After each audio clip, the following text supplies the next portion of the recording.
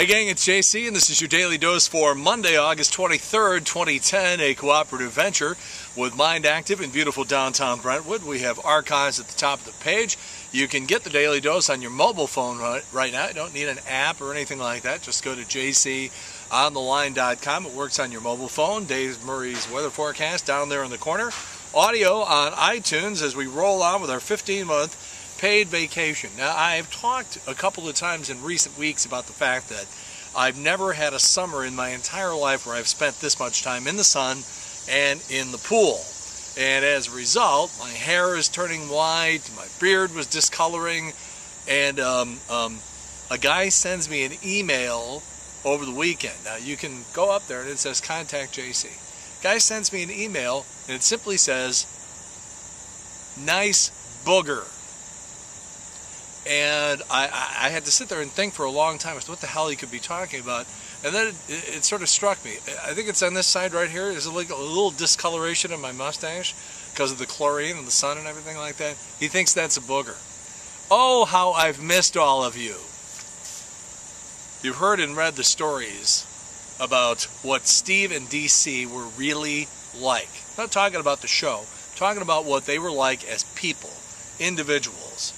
I think it's safe to say that there have never been two people in this city that were whatever is beneath scum. That's what we were dealing with here. But don't listen to me. Listen to the accounts and the photographs available right now at Mike Anderson's website, stlmedia.net. stlmedia.net. And look at the rental property. Although I should tell you the best stories about these two still have yet to be published. And it's probably because everybody's afraid of a lawsuit, but one of these days we're going to figure out some way to tell you it. And I can tell you right now, you'll never, ever in a million years see it coming. You just never could even believe the true story of Steve and DC. Someday you'll get the opportunity, I'll just bet you. Frank Cusimano, ace sports reporter on Channel 5, was talking this morning about this, and the more I thought about it, I thought to myself, you know what, I've been sort of thinking this myself too, but Frank had the numbers. To pass the Cincinnati Reds, your St. Louis Cardinals would have to go roughly 25-15 down the stretch. The Reds would have to go 19-18. And the Reds are a lot better than a 500 ball club, and they've been better than a 500 ball club all year. So can the Cardinals go 25-15, number one? And could the Reds falter and drop to a 500 ball club? And for the wild card, the Phillies have a couple of legs up on the Cardinals, and they're one of the best teams in baseball.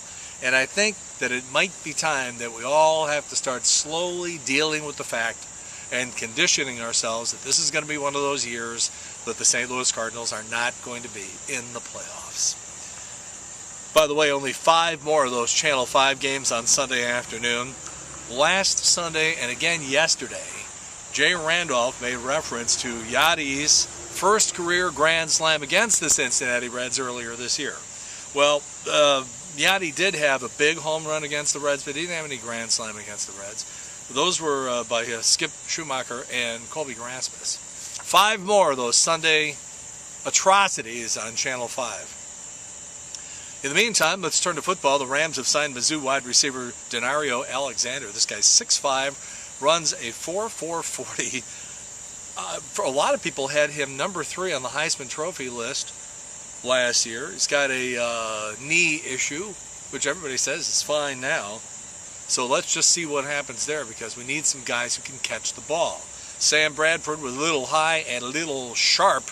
When I say sharp, he's throwing the ball too hard and throwing it about 6 to 8 inches too high at everybody. That was pouring rain. It was a substandard performance. So what? But, by the way, Martin Kilcoyne, great play-by-play on these first 2 games, these preseason games. And Mo Drummond, just great at everything he does. Aeneas Williams, pretty much useless as a color man. Let's deal with that, okay? Great football player, and that's about it. Getting tired of the preacher thing, too. Played a little golf at Forest Park yesterday afternoon, did a little damage there. Drinks at the Scottish Arms in the Central West End. The waitresses there are very nice, by the way. I should say that they all, though, look like they could handle themselves in a fight. The Post apparently needed a story to push some of those awful newspapers over the weekend, and so they have told us now that the arch may be crumbling, suffering from corrosion, and the whole thing could come down at... Oh, I'm sorry, that's the Post-Dispatch I was talking about. A week ago today, it was the anniversary of Elvis checking out. According to the IRS, there are 84,000 people in this country alone who work full-time as Elvis impersonators. Every year, the Oxford Dictionary people officially add words to the American landscape. This year, they have added 2,000 words. 2,000 words this year that didn't exist last year. They include vuvuzela, those awful things during the World Cup, bromance, buzzkill, yeah, because that's only been around for about a year, staycation, chill pill, cheese ball, wardrobe malfunction, which isn't a word, it's 2 words, and there's no such thing as a wardrobe malfunction. That was made up by Justin Timberlake and Janet Jackson like 8 years ago. What the? They rejected cankles, by the way. Somebody's lobbying on the behalf of Hillary Clinton. Most people have been loyal to their bank longer than they've been loyal to their spouse. On average, about 16.5 years. Banks are better than your spouse anyhow, because you don't have to cuddle with them after you make a deposit. Jennifer Aniston still catching heat for using the word retard on Regis and Kelly. And by the way, when somebody says retard, we're not talking about the retarded child in your family or your neighborhood, okay? We're not talking about you or your family. Anyhow, she used retard on Regis and Kelly. You know, she ought to know better than to make fun of the people that go see her movies. Bill O'Reilly was on Jennifer Aniston. Wouldn't he like to be? Now, Justin Bieber and Kim Kardashian are in Billow's crosshairs. There are pictures of them frolicking on the beach, you know, because they're trying to make Justin Bieber grow up, so they figure, okay, who's the hottest chick, the most desirable chick in America right now? Can't get her, can't get her, can't get her. Why won't she do it? Kim Kardashian will do it? Sure, okay, fine. And they're trying to make him look like he's not a little kid anymore. So they got him frolicking on the beach. Totally, you know, prearranged thing. She's 29, he's 16, and Bill O'Reilly thinks that's gross. Quoting Bill, "When I was 16, I didn't want to hang out with Kim Kardashian. I had a baseball glove, a bat, and ice skates." Yeah, Bill looked pretty stupid showing up at the baseball field with a glove and a bat and ice skates, by the way. By the way, the average boy sees his first Playboy or Penthouse magazine at age 11. You know, maybe it's time to recognize that Bill just wasn't like other boys. The Zagat people who come out on a regular basis with all that stuff about travel and hotels and food and restaurants have rated a bunch of the food choices we have here in America. Best burger honors go to Five Guys, Fry's, McDonald's, the best salad at Panera Bread, or Bread Company if you prefer. Best fried chicken, Kentucky Fried Chicken, really? Best grilled chicken, Chick-fil-A. That guy's a wacko who owns that company. Best overall chain with over 5,000 locations goes to Wendy's. Maggie Gyllenhaal is going to start a new movie about the invention of the vibrator. The movie is called Hysteria. Make your own jokes. It goes back to the Victorian era. Somebody told me the first vibrators were actually steam-powered, and I didn't know if they were making a joke or not.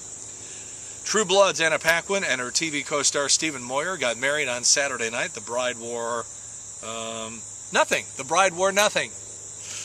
Media Life magazine says the advertisers in the world today, here in America, these people, these high-powered ad executives and media buyers and advertising agencies are expecting American Idol to start falling apart. 36% of them said it's got about a year left at the top. Another 27% said maybe 2 seasons left and then kaput. In the meantime, Ryan Seacrest is laughing all the way to the bank. He's making gazillion dollars a year, and he wins an Emmy over the weekend. In the meantime, Rush Limbaugh has sold his Manhattan condo for $11.75 million. He says the only reason to go to New York anymore is to flee hurricanes. He's such a classy guy.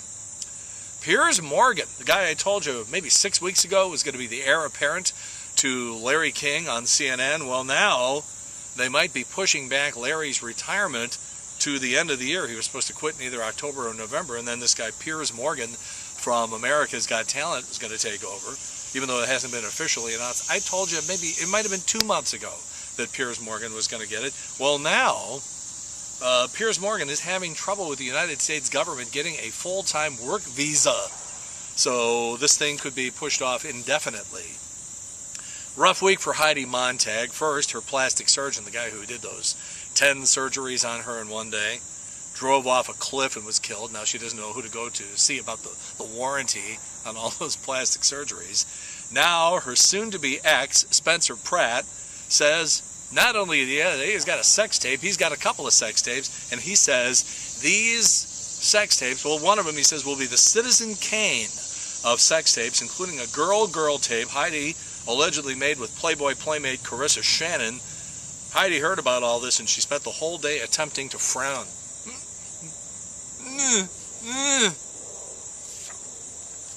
I got other stories, but I'm running out of time, so I got to move along here. I'm moving. Oh, Jon Stewart's got Rod Blagojevich on the show tonight. JC's Eye Candy. Well, you know, I think it was P.T. Barnum who said that nobody ever lost money underestimating the intelligence of the American public. Would you be interested in buying a snazzy napper?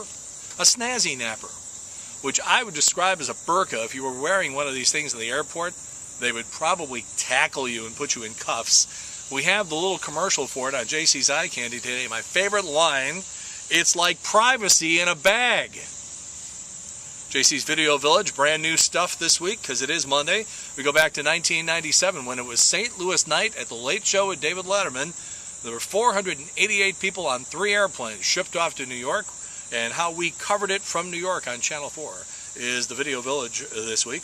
Wayback Machine is an old promo for Jamie Allman, investigative reporter, back in the late 90s. Not necessarily the news this week is Tony La Russa. Tomorrow, it is Celebrity Tuesday, and we'll do Dennis Miller. That's it, JC's Daily Dose for Monday, August 23rd, 2010, a cooperative venture with Mind Active in beautiful downtown Brentwood. That's it. We've beaten this one to death. Have a good one. See you later. Bye.